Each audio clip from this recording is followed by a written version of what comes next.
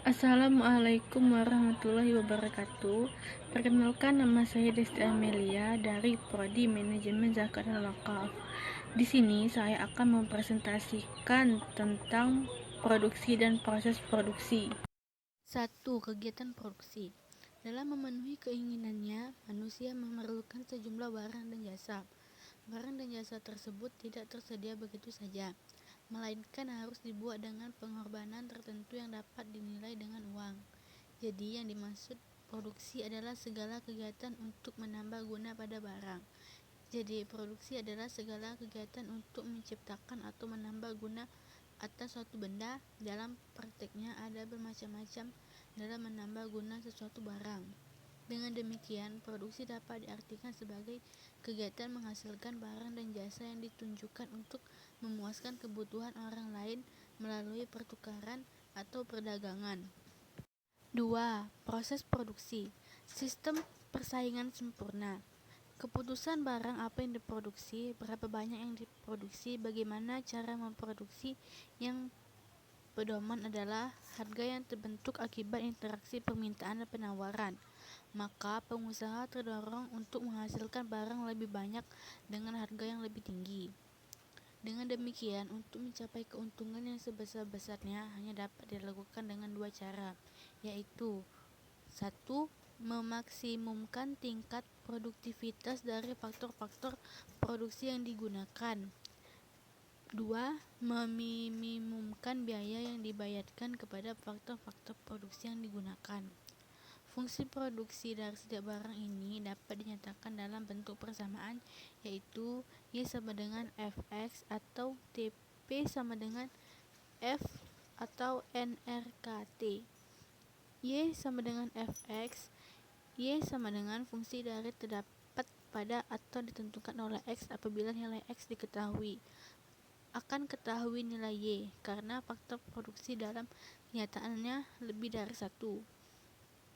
Tp, F atau nRKT, N jumlah tenaga kerja yang digunakan, R sumber alam atau tanah yang digunakan, K jumlah alat-alat modal, T tingkat teknologi yang sedang digunakan dalam proses produksi. 3. Faktor produksi. Untuk menghasilkan barang dan jasa diperlukan barang-barang lain dalam bentuk yang lain yang terdapat di sekitar manusia, misal sinar matahari, udara, air, tanah dengan semua mineral di dalamnya, dan manusia sendiri. Hal ini dinamakan faktor produksi. Dalam teori ekonomika, faktor produksi disebut juga sumber ekonomi atau sumber produksi. Sumber produksi terbagi dalam 3 macam, yaitu A. Sumber daya alam. Yang dimaksud 3. Faktor produksi. Untuk menghasilkan barang dan jasa diperlukan barang-barang lain dalam bentuk yang lain yang terdapat di sekitar manusia, misal sinar matahari, udara, air, tanah dengan semua mineral di dalamnya, dan manusia sendiri. Hal ini dinamakan faktor produksi. Dalam teori ekonomika, faktor produksi disebut juga sumber ekonomi atau sumber produksi. Sumber produksi terbagi dalam 3 macam, yaitu A. Sumber daya alam. Yang dimaksud A. Sumber daya lahan. Yang dimaksud lahan di sini bukanlah sekedar lahan untuk ditanami atau untuk ditinggali, tetapi termasuk segala sumber daya alam. Dengan demikian, istilah lahan adalah segala sesuatu yang bisa menjadi faktor produksi dan berasal dari atau disediakan alam, yang antara lain meliputi 1. Ikan dan mineral, baik darat, danau, tambak, kuala, maupun laut. 2. Tanah yang di atasnya didirikan bangunan. 3. Iklim, cuaca, dan curah hujan, dan sebagainya. 4. Bebatuan dan kayu-kayuan, dan sebagainya. B. Sumber daya manusia atau tenaga kerja. Tenaga kerja bukanlah semata-mata kekuatan manusia untuk mencangkul, menggergaji, bertukang, dan segala kegiatan fisik lainnya, namun luas lagi, yaitu human resource. Human resource atau sumber daya manusia meliputi kemampuan mereka untuk berpikir dan bekerja yang dapat disumbangkan untuk memungkinkan dilakukannya produksi barang dan jasa. 3. C. Sumber daya modal.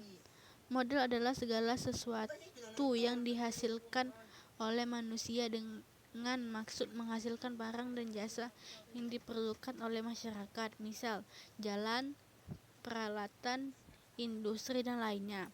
D. Sumber daya kewirausahaan. Ketiga faktor produksi di atas adalah faktor produksi dapat diraba, tetapi faktor produksi kewirausahaan bersifat intangible, tidak dapat diraba, namun dapat dirasakan.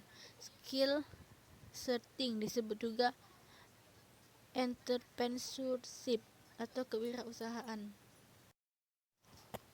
4. Badan usaha.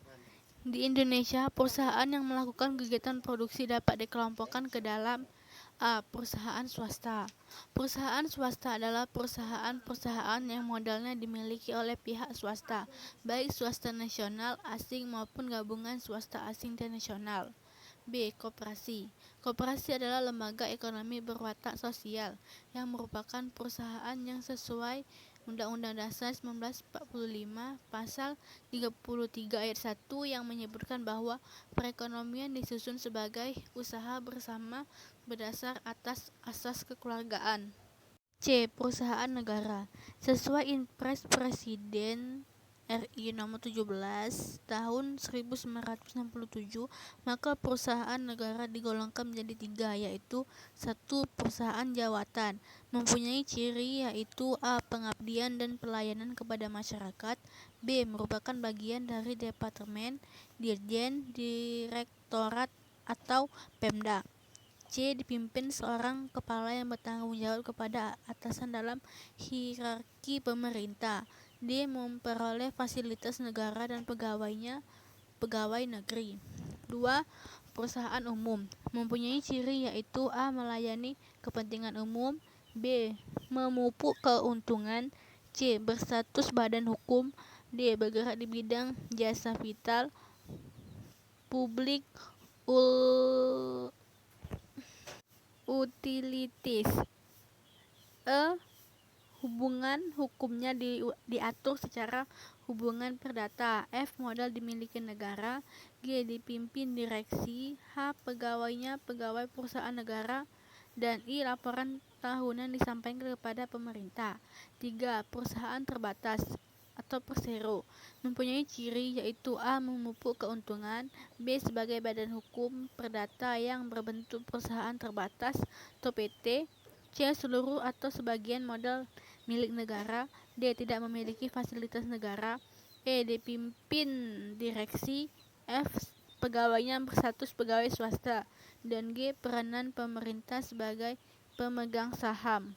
D. Perusahaan daerah. Perusahaan daerah adalah perusahaan yang sahamnya dimiliki Pemda. Perusahaan daerah bertujuan mencari keuntungan yang nantinya dapat dipakai untuk pembangunan daerah. Sekian presentasi dari saya. Semoga presentasi ini dapat menambah wawasan, dan apabila ada tutur kata saya yang berkurang, mohon dimaafkan. Saya akhiri. Wassalamualaikum warahmatullahi wabarakatuh.